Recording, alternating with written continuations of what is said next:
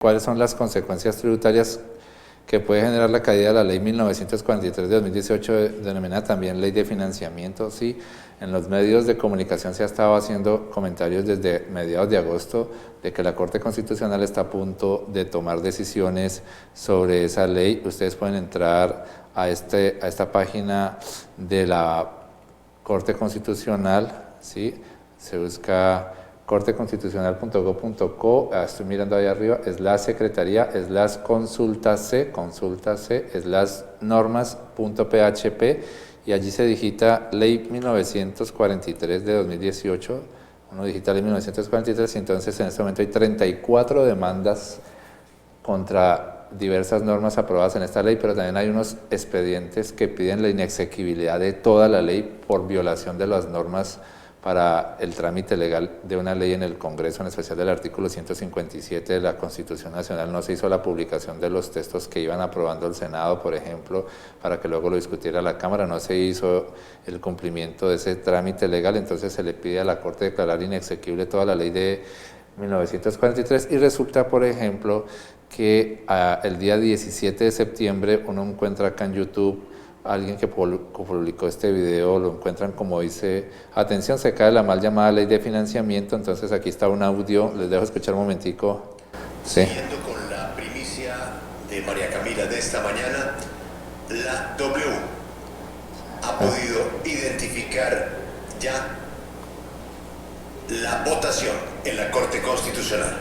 Se cae la ley de financiamiento. Sí. Votación de la Corte Constitucional queda así. Los magistrados de la Corte desde Cartagena, donde se realiza el encuentro de tribunales constitucionales, han seguido la discusión sobre la ley de financiamiento.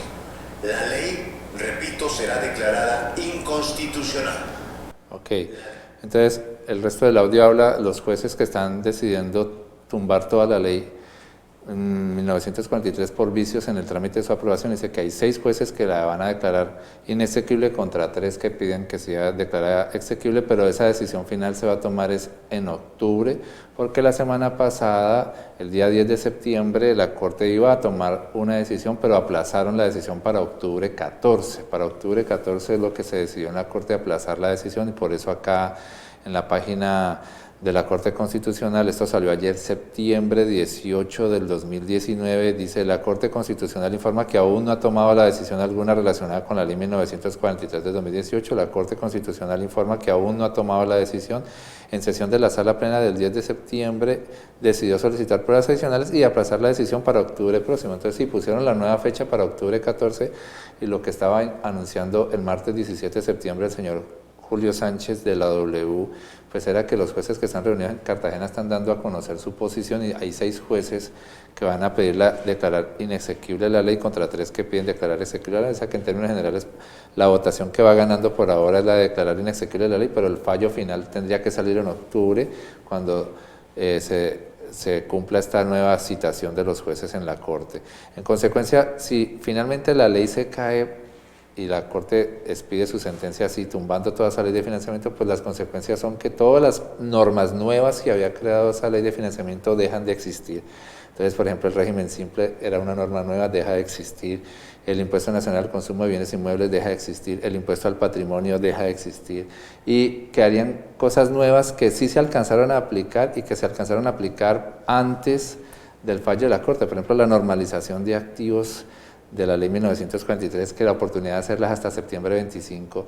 En consecuencia, si el fallo se produce en octubre, todos los que hayan alcanzado a actuar hasta septiembre 25, acogiéndose a esa normalización, pues se les va a respetar esa normalización, porque normalmente los fallos de la Corte tienen efectos hacia adelante, no tienen efectos retroactivos. En consecuencia, si la Corte tumba todas las leyes a partir de octubre, pues los que alcanzaron a hacer normalizaciones hasta septiembre 25 se les va a respetar esa normalización, y los que alcanzaron a pagar impuesto al consumo de bienes inmuebles, pues ya quedó pagado, pero no se van a generar nuevos impuestos nacionales al consumo de bienes inmuebles después de octubre 14, y todos esos otros beneficios tributarios que habían sido creados por la ley 1943 y que se iban a empezar a aplicar al cierre del 2019, por ejemplo, lo de las rentas exentas de la economía naranja también se caería, porque al cierre del 2019 ya no estaría esa norma.